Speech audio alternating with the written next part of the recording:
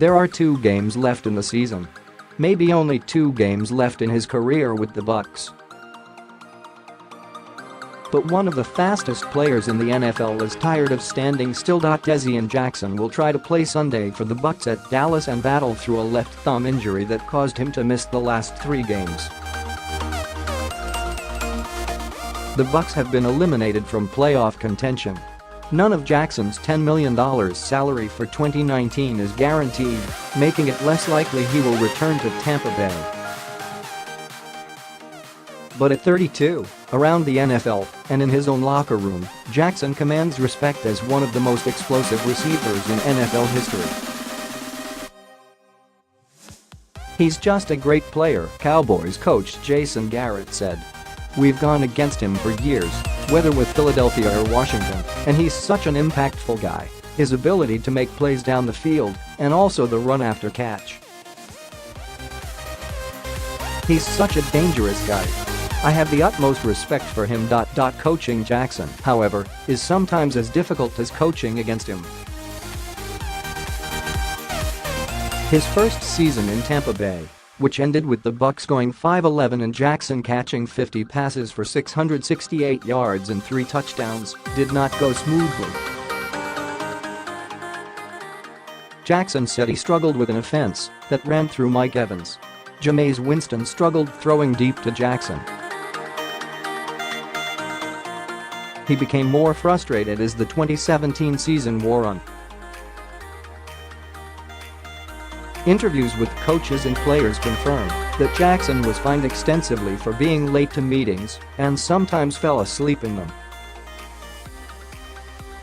He rarely took notes. It got worse in the final months. Jackson refused to play catch with one of his coaches one day before practice and was told to sit out. Just before Christmas last year, he played cards in the locker room with his former Washington teammate, defensive tackle Chris Baker, and was late to a meeting. When told he would be fined again, Jackson erupted and kicked over a display Bucs receivers were using for a secret Santa gift exchange. He then became involved in a physical altercation with one of his coaches and had to be restrained by a teammate. Before this season, Jackson declined to address some of those problems when approached by the Times. But things were different when training camp began. Bucs coach Dirk Koetter raved about Jackson as a leader and teammate. And when Winston's 3-game suspension pushed Ryan Fitzpatrick into the starting role, he had chemistry instantly with Jackson. On the 4th play of the season, Fitzpatrick lofted a perfect 58-yard touchdown pass to Jackson, igniting a 48-40 win at New Orleans.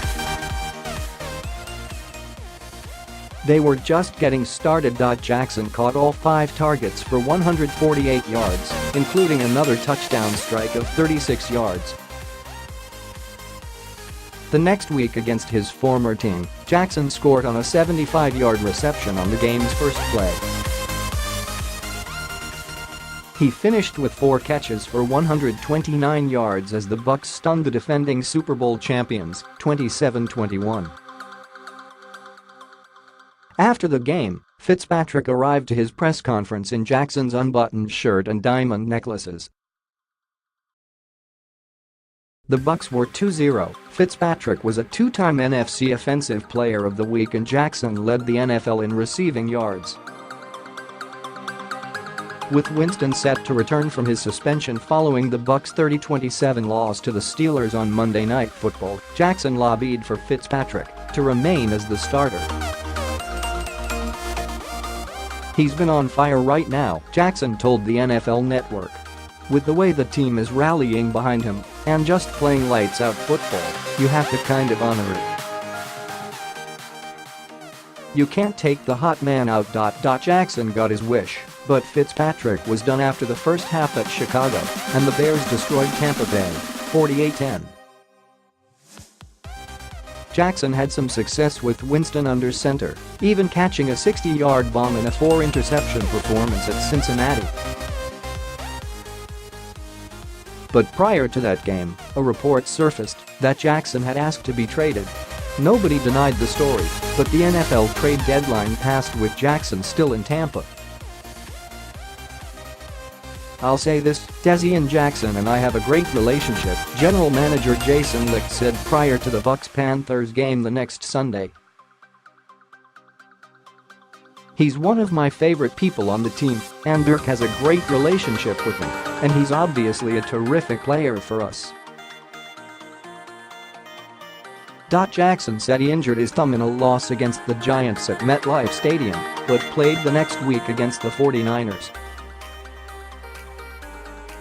Winston targeted him 8 times, connecting on only 3 passes for 19 yards. Coder said he watched Q-tips of the game with Jackson and Winston the next week. He determined Jackson won his routes, but the Bucs quarterback simply missed him. Even though he did not re-injure his thumb against the 49ers, Jackson hasn't played since. Without Jackson, the Bucs have seen a precipitous drop-off in explosive plays. The Bucs led New Orleans 14-3, but were shut out in the second half of a 28-14 home loss. They had only 4 possessions and managed a field goal in the second half of a 2012 loss at Baltimore last week. In the past 2 games, Jackson's replacement, Chris Godwin, has been targeted 13 times but produced 1 catch for 13 yards.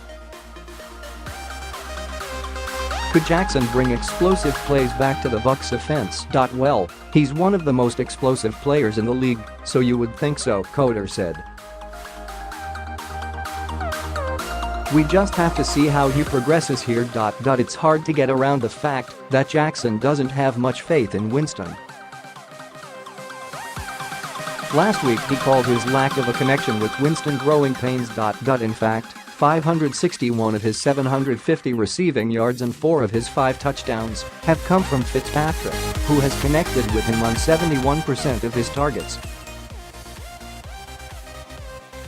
Winston has only completed 39.4% of his passes to Jackson. It's just part of the process, Jackson said. "Hopefully, it will work out. Like I say, if it's not this year, then next year." Next year? On his podcast, Jackson has talked this season of bringing a championship to Tampa Bay.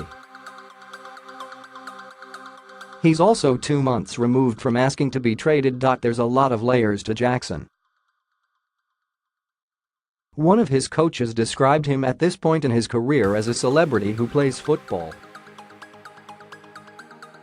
It wasn't said with malice, just matter-of-factly. He is a movie producer and entrepreneur. He has varied interests and does a lot off the field to help underprivileged kids with his charitable contributions. But next year? Referring to the possibility of finally making deep connections with Winston, Jackson said this week, "You never know how it plays out."